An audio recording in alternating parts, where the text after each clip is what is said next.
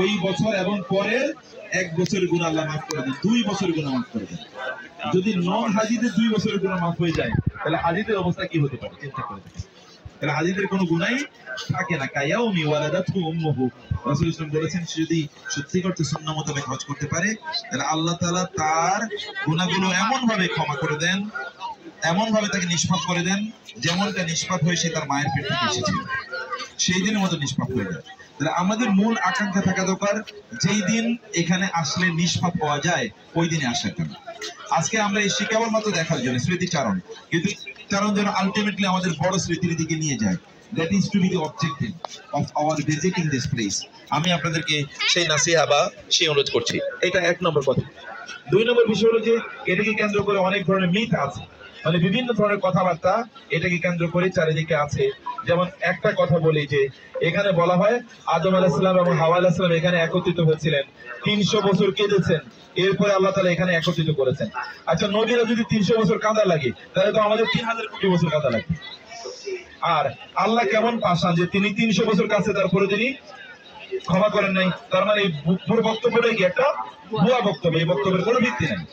আদম আলাইহিস সালাম জান্নাতেই তিনি আল্লাহ তাআলার কাছে ক্ষমা চেয়েছেন এবং আল্লাহ সুবহানাহু ওয়া তাআলার সাথে সাথে সেখানে তাকে ক্ষমা করে দিয়েছেন।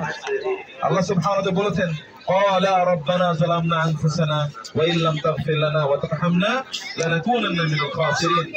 আল্লাহ তাআলা বলেছেন যে তারা স্বামী এবং স্ত্রী আমার কাছে ক্ষমা চেয়েছেন এবং আমি তাদেরকে সেখানেই ক্ষমা করে দিয়েছি।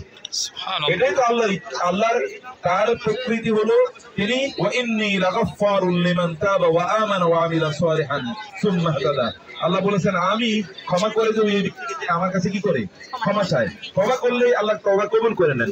আর আদম আলাইহিস সালাম যিনি সর্বপ্রথম মানুষ, ফেরেশতারা তাকে সিজদা করেছে, আল্লাহ তাআলা তাকে নিজ হাতে বানিয়েছেন। আল্লাহ বলেছেন ওয়া খালাকতুকা বিয়াদাইয়া, আমি তোমাকে আমার নিজ হাতে তৈরি করেছি। সেখানে তিনি 300 বছর কেঁদেছেন, আর স্ত্রীকে পাঠাইছে এক দেশে, উনি এসেছেন আরেক দেশে। এগুলো কোনো ভিত্তি আছে? সেগুলো কথাবার্তা।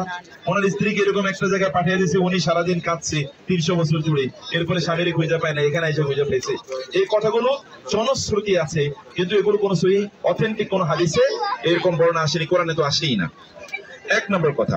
2 নম্বর কথা হচ্ছে আমাদেরকে বলা হয় যে এখানে আমাদের কি হবে হাসরে, এটা নাকি হাসরের ময়দান হবে।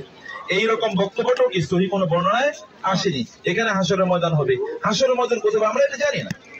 আল্লাহ সুবহানাহু বলেছেন ফাইযা নুফিখা ফিস সূরি, যখন কি হবে, যখন সিংহায় ফুৎকার দেওয়া হবে, ফাইযা হুম মিনাল আজদাসি ইলা রাব্বিহিম ইয়ানসিলুন, তখন তারা তাদের কবর থেকে তারা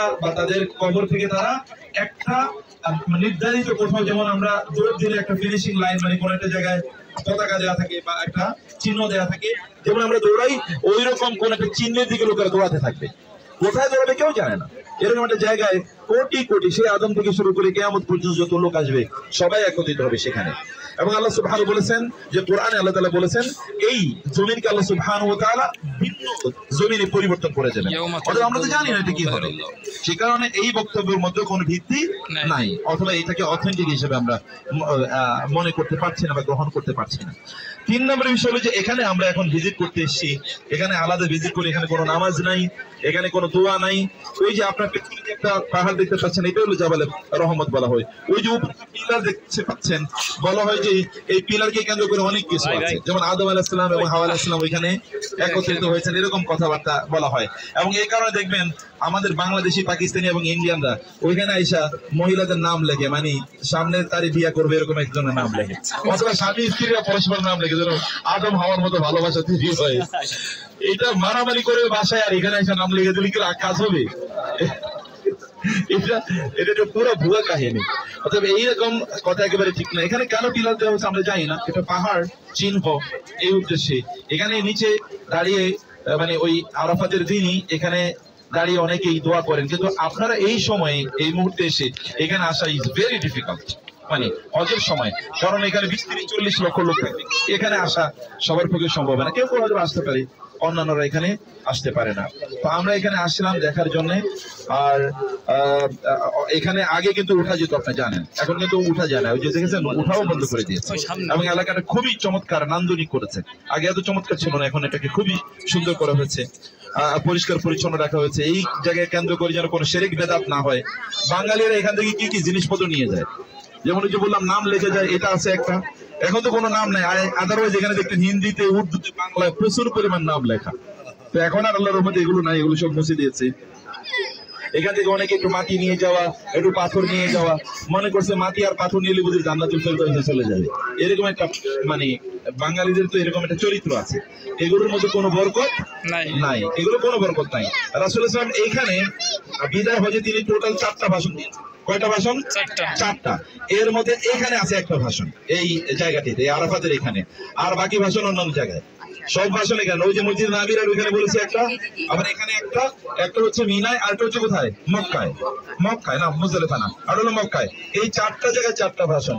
এই 4টা ভাষণ মিলে আমরা কি বিদায় হজের ভাষণ হিসেবে জানি। ওদের একটা ভাষণ না, এখানে একটা জায়গায় ভাষণ না।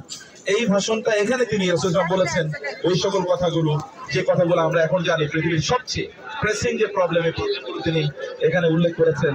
যেমন সেখানে নারীদের মানে তাদের সম্মানের কথা বলেছেন, অর্থনৈতিক জুলুমের কথা বলেছেন, যেটাকে আমরা সুদের কথা বলছি, জাহিলিয়াতের অনেক ধরনের সিস্টেমের কথা রাসূল সাল্লাল্লাহু আলাইহি ওয়াসাল্লাম বলেছেন।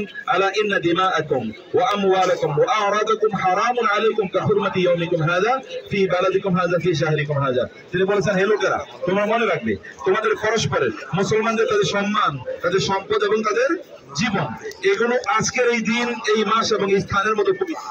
এই স্থানটাতে যেমন অন্যায় কোনো কাজ করা যায় না, ঠিক কোনো মুসলমানের সম্মানহানি করা যায় না, কারো সম্পত্তি নষ্ট করা যায় না, এবং কারো কি জীবন নষ্ট করা যায় না। যদি কেউ এগুলো করে, তাহলে যেন সে এই জায়গাটিকে, এই মাসটিকে এবং এই স্থানটিকে সে অপবিত্র করলো, এটা এরকম। অথবা এই জায়গাটিতে সে অন্যায় কোনো কাজ করলো, এটা বিশাল গ্রেভ সেন। সেই কারণে এই বক্তব্যগুলো রাসূল সাল্লাল্লাহু আলাইহি ওয়াসাল্লাম এখানে দিয়েছিলেন। আমরা এখানে আরাফাতের ময়দান থেকে যদি স্পিরিচুয়াল লালন করতে পারি, তাইলে কেবলমাত্র আমরা আমাদের যে অর্জনটা এটা হবে। আমরা আপনার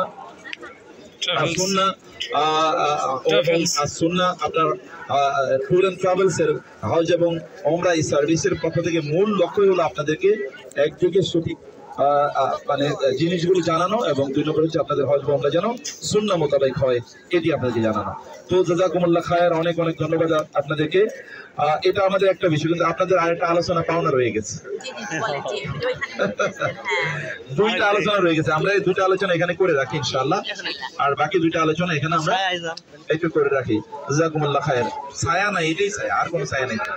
এটা ছায়া যে করার নন্য আলোচনা, যেহেতু এটা আর কোনো ছায়া নাই তো, ইয়ার বাইরে, ওইটা ইয়ার বাইরে। পিছনে এই সাইডে করেন, তাহলে এই সাইডে করেন। ভিডিও করেন। খাওয়া হয়ে গেছে, এখন বস করে ঘুমাই, এগুলো